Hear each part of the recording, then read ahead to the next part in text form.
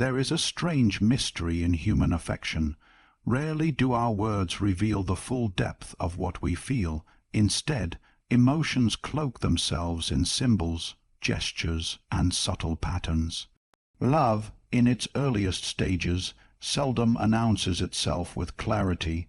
It whispers, it hints, it hides in the shadows of behavior. Many people believe affection must be spoken to be real, yet often the truth lies beneath silence, in what is not said but enacted. Today, let us journey into the hidden language of love, the subtle signs that reveal he may cherish you more deeply than you dare to imagine. There is a peculiar quality in the way genuine affection announces itself, not through words, which can so easily deceive, but through the sustained act of attention. Attention is not merely a mechanical act of the eyes or ears. It is a concentration of the soul, a turning of one's inner world toward another. Most of us go about our days surrounded by people who glance, nod, and quickly move on, their awareness scattered like leaves in the wind. Yet when a man feels something deeper, his attention lingers beyond necessity. It does not simply pass over you. It rests upon you again and again, as though drawn by a gravity he cannot resist. You notice it not in grand moments, but in small, almost imperceptible ones. Consider the crowded cafe where conversations hum like static and faces blur into anonymity. Most will not remember what you ordered nor care. But he, quietly, without effort, holds in memory that you chose tea over coffee, and that you prefer it without sugar because you once said sweetness hides the flavor. Later, he may hand you a cup prepared exactly as you like it, without asking, as if your choices live in him as naturally as his own. Such a gesture is not mere thoughtfulness. It is devotion hidden in the ordinary, an affirmation that you exist vividly in his private landscape. This kind of attention is not accidental. It springs from a deeper current, one not governed by conscious planning alone.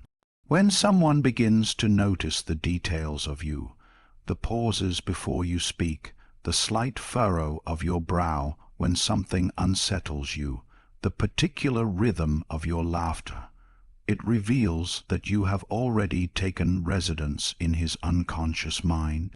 You live there, quietly shaping his perception, guiding his gaze toward you even when he believes himself simply observing. Why does this matter? Because in truth, our deepest affections are not first spoken, but intuited. A man may not yet say the words you long to hear, but if his awareness keeps circling back to you, as if you were the axis of his perception, it means that the boundary between his world and yours is already softening. To be noticed in this way is to be chosen by his psyche before he has even admitted it to himself. Think for a moment of how rarely we are truly seen in life. We live in an age of distraction, where eyes flicker toward screens, where conversations are interrupted by notifications, where memory itself has grown shallow because information is endlessly outsourced to machines. In such a time, the one who remembers that you dislike the bitterness of late autumn evenings, or that you once mentioned a childhood fear of thunderstorms, is already set apart. He becomes the guardian of your subtleties, the keeper of fragments no one else thought to hold. This is no small matter. It means you have found a place not just in his mind, but in his care, for attention and care are inseparable. When affection stirs, attention becomes selective. Out of 1,000 faces, it is yours that his eyes will seek. Out of 100 voices, it is yours that will linger in his ear after the room has grown silent. He may not even understand why, for the process is often unconscious. But the truth is simple. The psyche directs energy toward what it values, and energy follows love as rivers follow gravity. If his attention turns again and again to you, it is because you have become a figure of meaning within him, let us look deeper still. This lingering attention is not about perfection, nor about admiration alone. He may notice not only your grace, but also your imperfections, the way you sometimes stumble over words, or the way your temper flares when you feel unheard, and yet, rather than turning away, he remains. Indeed, it is precisely in noticing the full spectrum of you, the bright and the shadow, the harmonious and the discordant, that his attention proves itself genuine, for shallow interest clings only to the surface, but deep affection has the courage to look into the complexity of the whole person. Real life often gives us small, telling stories. A woman once told me of a man she doubted truly cared, for he was not effusive in speech. Yet one winter evening, as they walked home, she realized he had memorized not only her favorite route, but also the precise pace she preferred, neither too rushed nor too slow. He matched her steps as if instinctively, adjusting without conscious thought. In that moment she saw what words had hidden. His entire body had learned her rhythm because his attention had absorbed it over time. He had studied her without trying to study, and in doing so revealed the depth of his care. Another recalled that her partner always seemed to know when she was uneasy in social gatherings, though she never said a word. He would reach for her hand at just the moment her anxiety began to rise, as if his inner senses were tuned to her unseen signals.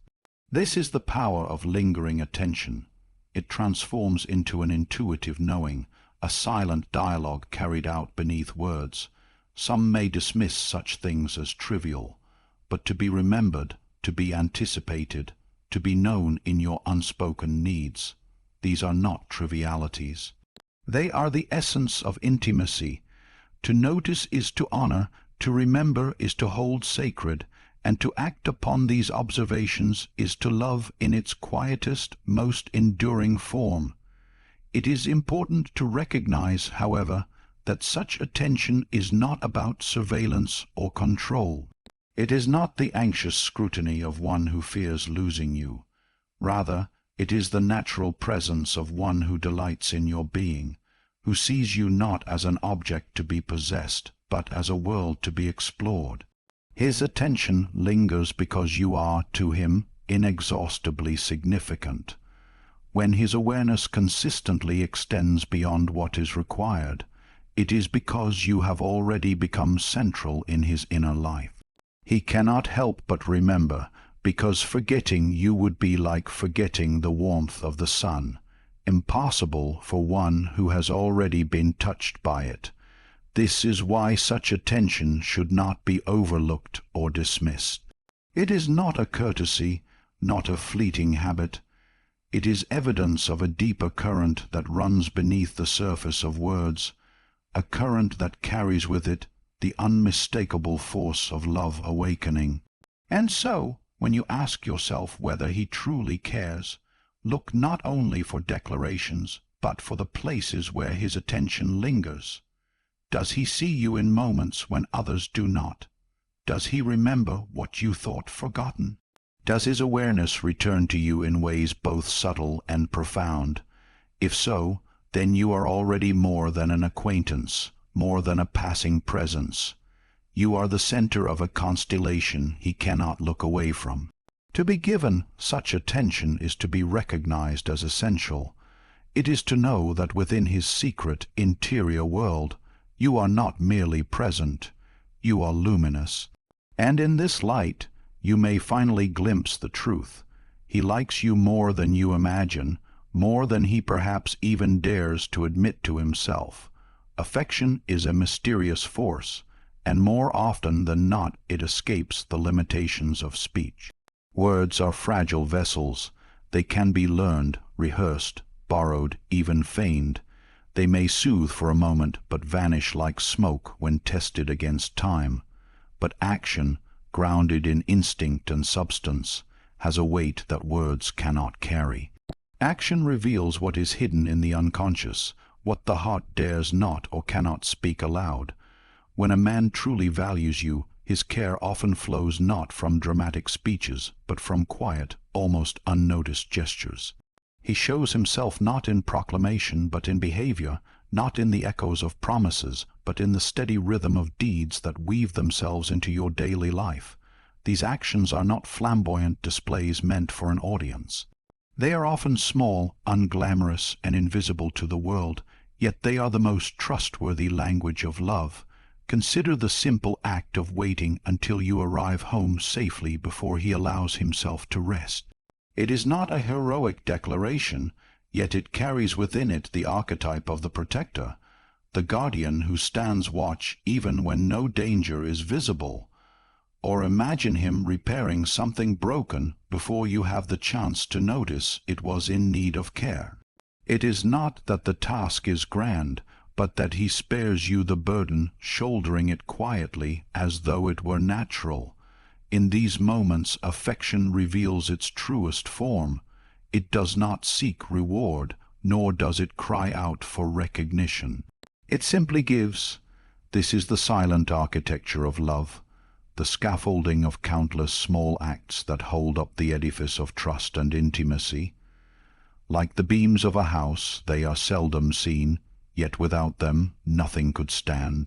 One might recall how in relationships that endure, it is not fiery passion alone that sustains, but the unnoticed labor of daily kindness, the tending of details, the constancy of showing up. Grand gestures fade quickly, but consistency in action builds a foundation that no storm can erode. Psychology itself has touched upon this truth. Studies on prosocial behavior, our natural inclination to help, to nurture, to alleviate the burdens of others, show that genuine affection is often most visible not in what one proclaims, but in what one gives without expectation.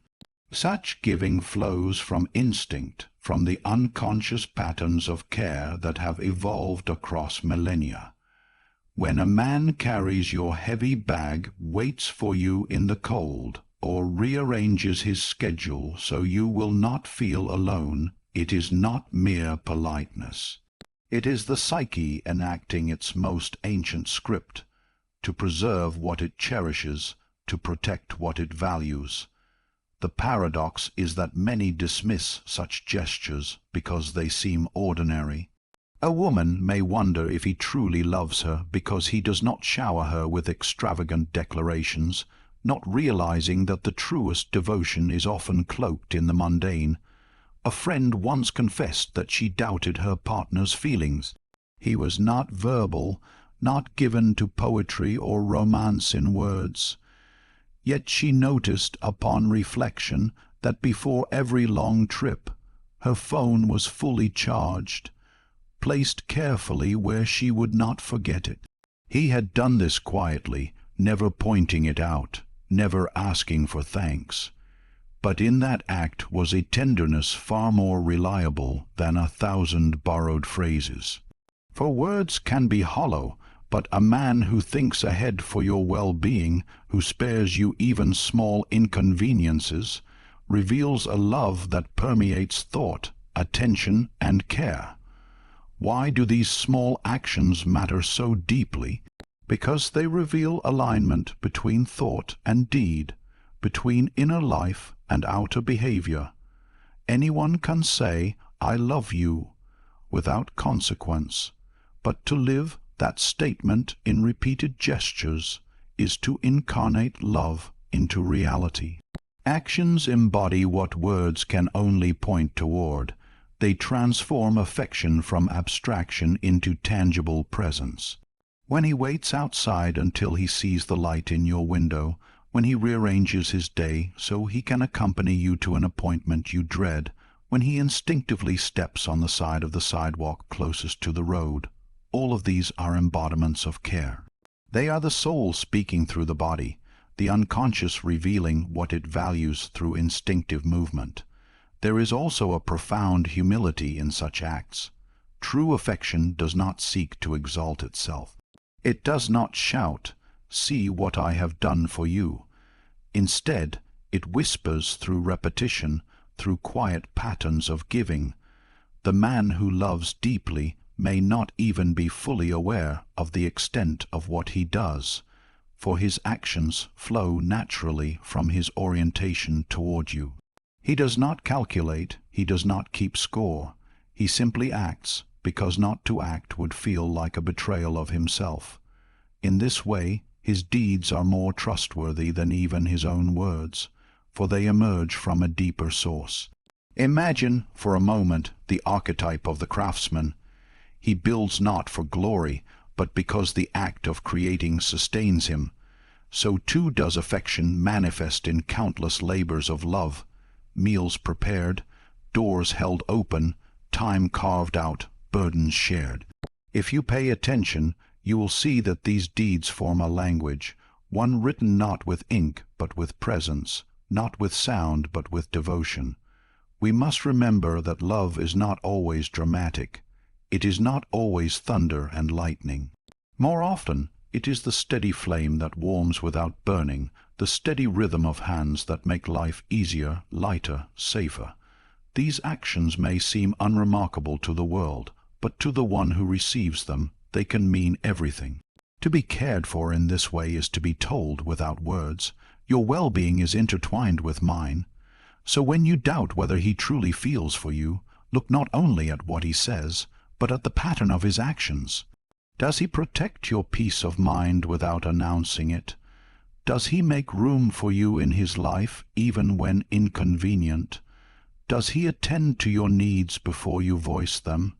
If so, then he has already answered the question. His actions have spoken the truth more clearly than his lips ever could.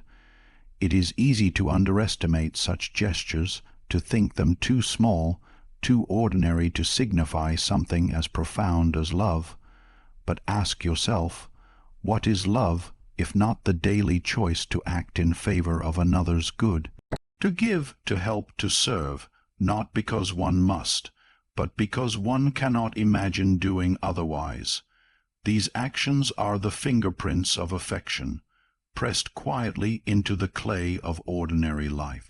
And in the end, perhaps this is the greatest sign of all, that love does not always come wrapped in dazzling words, but in the subtle evidence of behavior repeated day after day, until it becomes the air you breathe.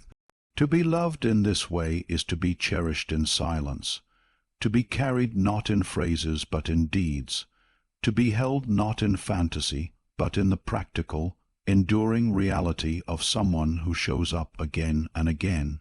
Such love is not fleeting, it is not illusion, it is the truest thing you can trust. To reveal oneself is the most dangerous act of the human heart, for it is to step beyond the safety of masks and risk the gaze of another. Every person wears layers of protection, identities crafted from strength, competence, humor, or charm, because the world can be harsh toward those who expose their tender places, and yet love cannot flourish within walls too high.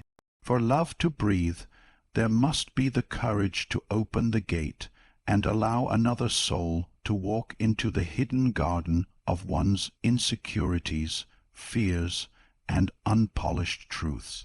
When a man begins to uncover these private chambers before you, it is not weakness that you are witnessing, but the most sacred gesture of trust. Many mistake vulnerability for fragility, as though to admit fear or sadness is to diminish one's masculinity or strength. But in reality, vulnerability is the very soil in which intimacy grows. To speak of his past wounds, to confess the shadows that haunt him, to let you see the doubt that trembles behind his usual confidence, these are not signs of a man collapsing, but of a man who wishes to be fully known. He understands, perhaps unconsciously, that true connection is not built on perfection, but on authenticity. He does not wish to dazzle you with a mask. He longs for you to see him as he truly is, and still remain. It is one thing to share triumphs, to boast of successes, to display the polished surface. That requires little risk. But to tell you of the nights he lay awake fearing failure, or the moments in childhood when he felt abandoned, or the dreams he has been too afraid to voice to others, this is to place his very essence in your hands. It is the soul's way of saying, I trust you to hold what is most delicate in me without breaking it. It is, in fact, one of the clearest signs that he cherishes you more than you might imagine. For people do not expose such depths unless they sense that the listener is not merely curious, but capable of carrying the weight of their reality. Consider how difficult it is for most men to admit weakness in a world that prizes stoicism and control. From an early age, many are taught to guard their feelings, to hide their tears, to equate vulnerability with defeat. And so when he allows himself to tremble before you, to show you the unpolished, the unfinished, the imperfect, it is because your presence offers a sanctuary that softens the old defenses. You have become a figure before whom his armor feels unnecessary. That is no small gift. It is the greatest compliment the soul can offer, the freedom to see behind the veil. In real life, the moments of vulnerability are often subtle, and yet they carry immense weight. Perhaps he tells you about a dream he has, one that feels so fragile he fears others would laugh at it. Perhaps he admits that certain memories from his past still ache, though he has long pretended they do not matter. Perhaps he lets slip his insecurities about not being enough, about failing to live up to some image of strength. To the outside world, he may present competence and composure, but to you he risks the exposure of imperfection. This is not a failing, this is love daring to be honest. One woman once described how her partner, who rarely spoke of his feelings, admitted late one night that he often felt like he was living in the shadow of his father's expectations. His voice trembled, as though he were ashamed even to confess such a thought. She realized in that instant that she was seeing him in a way no one else had. That admission was not simply a confession. It was a bridge of trust. In his eyes, her presence had become a place where the unspoken could find language. She said later that in that moment she fell in love more deeply, because she understood the magnitude of being chosen as the witness to his private truth. It is important to see that vulnerability is not weakness, but the seed of strength. By opening himself, he demonstrates not fragility but courage. It is far easier to hide behind bravado, to posture and protect oneself with the illusion of control. It is infinitely harder to step forward with trembling hands and admit the truth of one's humanity. When he does this before you, it means his feelings have crossed from the surface into the depth. He is no longer performing, he is inviting. He is saying without words, here is who I truly am, flawed yet real. And in that revelation, affection matures into intimacy. Think of the symbolism. To be vulnerable is to remove the mask. Masks are useful in society, for they protect us, allow us to function, to meet roles and responsibilities. But no mask can be worn forever without suffocating the soul. When he sets it aside before you, it is a sacred ritual. He is allowing the archetypal self, the deeper, hidden essence, to rise to the surface. And by doing so, he is asking, will you still see me as worthy, even when I no longer hide behind strength? The answer you give, whether spoken or silent, determines whether love deepens or recedes. For when he risks exposure and finds acceptance, trust grows roots. He learns that he is loved not for the mask but for the man beneath. And when such love is mirrored, when you too reveal your inner world, the bond becomes unbreakable. Two souls, no longer armored, stand before each other unguarded, and in that exchange a union is born that words alone could never create. There is also a paradox in vulnerability. The more one reveals weakness, the stronger the bond becomes. For when you know his insecurities, you hold a piece of his essence, and he in turn grows more attached to you, for you have become the custodian of his truth. To share vulnerability is to intertwine destinies, to blur the line between me and you. That is why those who dare to be vulnerable with one another often find themselves bound in ways that defy logic. The psyche recognizes the depth of such trust and will not easily let it go. So when you hear his voice falter as he admits something unpolished, when you see his eyes avoid yours as he speaks of fears he has carried alone, when he lets you glimpse the dreams he hides from the world, know that this is not weakness. It is a sacred unveiling. It is the most powerful confirmation that you matter more than you imagine, for he has chosen you as the one before whom he can be unmasked, unguarded, and unashamed. Vulnerability is the soul's way of whispering, "I want you to see me not as the world sees me, but as I truly am." And in that whisper, love finds its truest form. There is a hidden language spoken between souls that requires no words, a language older than speech and deeper than conscious thought. It reveals itself in the quiet reflection of one person within another, like the surface of a still lake returning the image of the sky.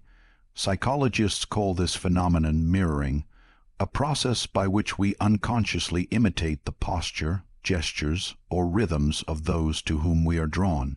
Yet this definition, though accurate, captures only a fraction of its meaning. Mirroring is not merely the echo of external behavior. It is the resonance of two inner worlds colliding, intertwining, and quietly merging without effort or design. When a man is drawn to you more deeply than you imagine, his being begins to shape itself in response to yours. He leans when you lean, he smiles when you smile.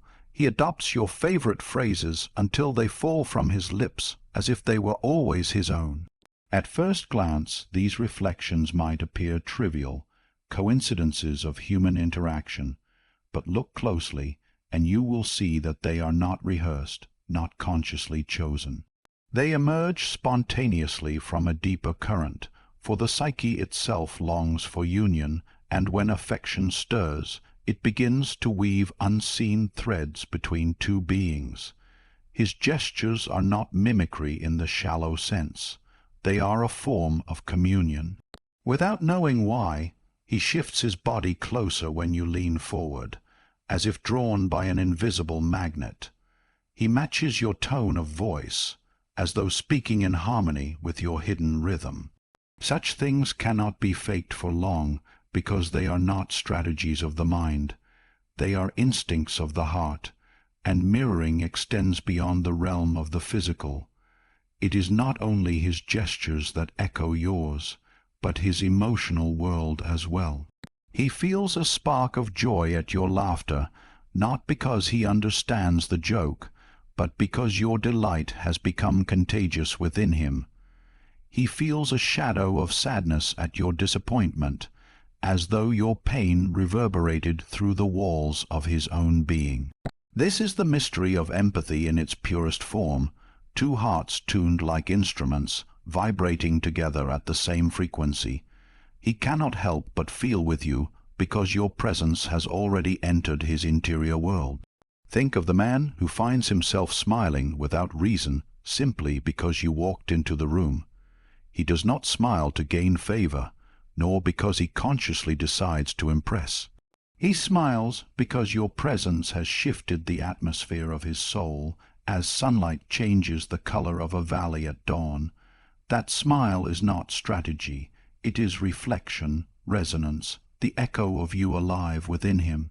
You live in his unconscious, and his body betrays it through these spontaneous reactions. We often underestimate the significance of such moments, dismissing them as minor quirks of attraction. Yet in truth, they reveal something profound about the nature of human connection. The psyche seeks wholeness, and in the presence of someone who awakens longing, it begins to soften the boundaries between self and other. Mirroring is not manipulation. It is union in its earliest stage. It is the soul whispering, "I recognize myself in you, and I wish to draw closer." Real life abounds with subtle examples. A woman once told me she noticed her partner had begun using expressions she often said, though he had never used them before knowing her. At first she laughed, thinking it a coincidence, but then she realized that he had unconsciously adopted the very cadence of her speech, as though her words had imprinted themselves upon him. Another woman described how her partner, who had always been brisk in his walk, gradually slowed his pace until it matched hers perfectly. Without conversation, without conscious decision, their steps became aligned. This was no trivial matter. It was his body, his rhythm, reshaping itself to remain in harmony with her presence. Even in silence, mirroring speaks. Sit with someone who truly cares for you, and you may find that your breaths synchronize, your pauses align, your stillness deepens together. Such moments reveal that connection is not built on words alone, but on the invisible threads of energy exchanged between bodies, between psyches. When his soul begins to mirror yours, it is because your essence has already been written into his own.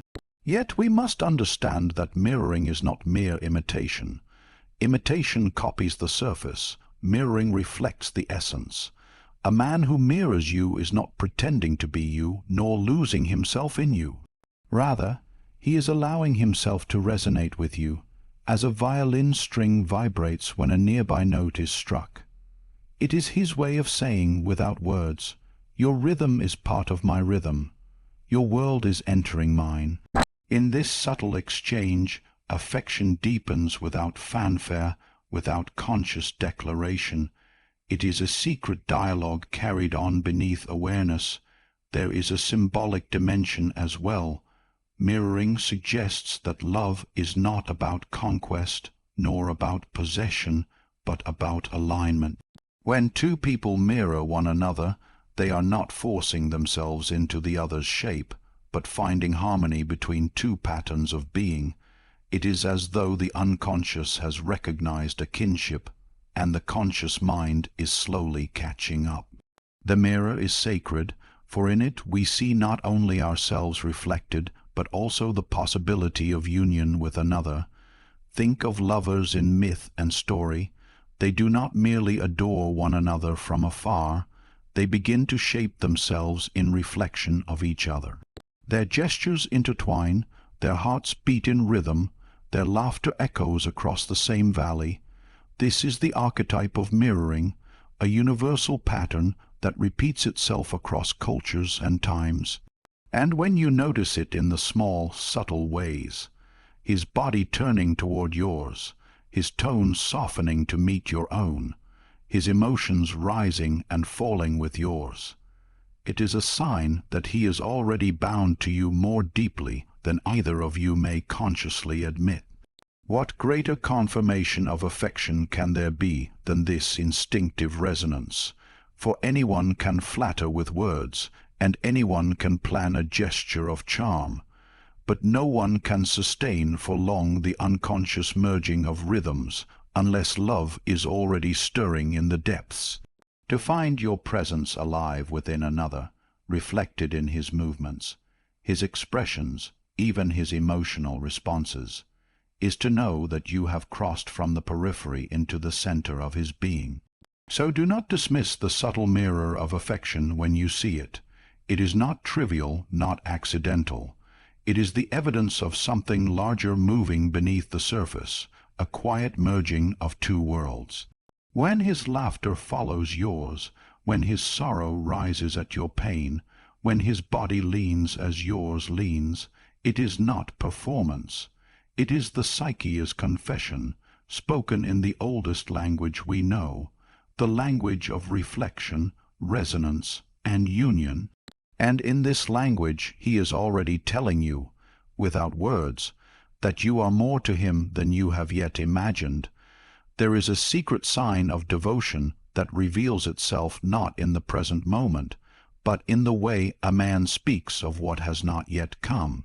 Affection, when shallow, lives only in the immediacy of desire. It concerns itself with today, with the fleeting pleasure of companionship, with the surface-level rhythm of passing hours. But when affection matures, it grows restless within the confines of the present. It bends toward continuity, toward weaving two separate lives into a vision that stretches forward into tomorrow. Listen closely to the words he chooses when he speaks of the future. Does he say I, or does he say we? Does he describe plans that end with the day, or does he imagine paths where your presence is already assumed? In these subtle choices lies the difference between temporary attraction and deep affection that has taken root in the unconscious. A man who is merely interested may offer flattery or gestures in the present, but his speech about the future remains solitary. He talks of his dreams as though they exist apart from you, as though his journey is his alone. But when his heart begins to entwine with yours, he cannot help but adjust the contours of his vision to make space for you within it. He may not even realize he is doing it. He will speak of our vacation, not my vacation, of when we move, not when I move, of next year we should. Rather than next year I will. This weaving of we into what is yet to come is one of the most undeniable signs that you are already written into the architecture of his inner world. It is easy to underestimate the significance of this shift. Language can appear trivial, and yet words are the outward expression of the psyche's inner landscape. To include you in his future, even casually, is to reveal that his unconscious has already placed you there. His mind rehearses what life will feel like with you beside him. His heart projects your presence into tomorrow as naturally as it breathes you into today. He may not even notice that his phrasing has changed, but if you listen carefully, you will hear in it the quiet confession, I cannot imagine a life where you are not present. This truth shows itself in small things. Perhaps he speaks of a concert happening months away and says we should go. Perhaps he is planning a holiday and immediately wonders what destination you would prefer. Perhaps he casually mentions growing old in a particular city, and his words carry the unspoken assumption that you will be there too. These are not rehearsed declarations of commitment. They are instinctive glimpses into the way his psyche is already integrating you into his path. To be invited into the future in this way is no small matter. It is one of the most profound forms of devotion, for the future is the most sacred territory we possess, the unknown landscape upon which our deepest hopes and fears are projected. It is worth remembering that many men are hesitant to speak of the future, not out of indifference, but out of caution. The future carries risk, for it demands vulnerability, and vulnerability is always entwined with the fear of loss. To place someone in one's vision of tomorrow is to admit dependence upon them. It is to confess, I am not complete without your presence, and yet, when affection ripens, this fear is overcome by longing.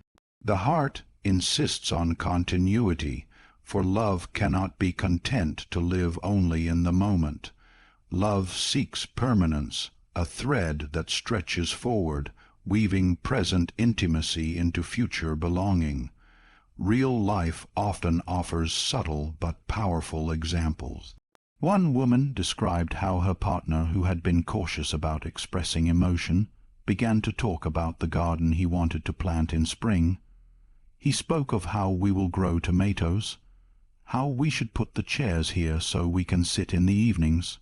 She realized in that moment that she had been invited not just into his present life, but into the life he envisioned for seasons yet to come.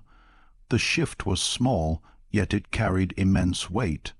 She saw that he had already placed her at the center of his unfolding story. Another woman recalled how her partner would always adjust his long-term work plans to ensure they aligned with her own ambitions. He never explicitly declared, "I am building my life around you."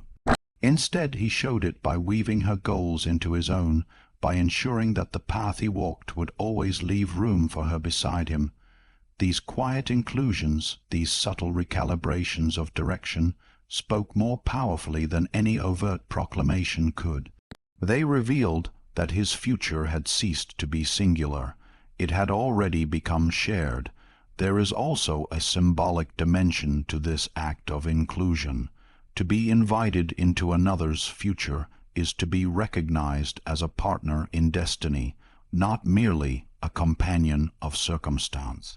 It is to be given a role in the unfolding myth of their life, to be inscribed into the narrative that defines who they are becoming. When he says "we" instead of "I," it is not simply a slip of grammar. It is the unconscious acknowledgement that his individuation, his journey toward wholeness, is now inextricably linked with yours. He sees himself not as an isolated figure, but as part of a constellation in which you are a fixed star. And what does this mean for you? It means that his affection has moved beyond fleeting attraction. It means he no longer imagines joy, growth, or fulfillment without placing you within the vision. It means that his devotion is no longer measured only in today's gestures, but in tomorrow's promises, promises he may never speak aloud, yet already lives through his planning, his language, his quiet assumptions. He is telling you, without saying the words, "I want you in my tomorrow as much as I want you in my today." Perhaps this is the most profound evidence of all, for the future is fragile and uncertain. To include someone within it is to declare, consciously or unconsciously, that they are worth the risk. It is to gamble one's vision of life on the hope that the bond will endure. And so, when you hear him speak of trips not yet taken, homes not yet built, dreams not yet lived, and you find yourself woven into them, recognize it for what it is, the soul's declaration of devotion. For to be written into another's future is not merely affection. It is love shaping itself into permanence. Love is not always a thunderclap. Often it is a quiet river, flowing steadily beneath the surface, unseen until one pauses to listen. The attention, the actions, the vulnerability, the mirroring, and the shared vision, these are not random. They are the footprints of affection that runs deeper than you suspect. If you find these signs, do not dismiss them as trivial.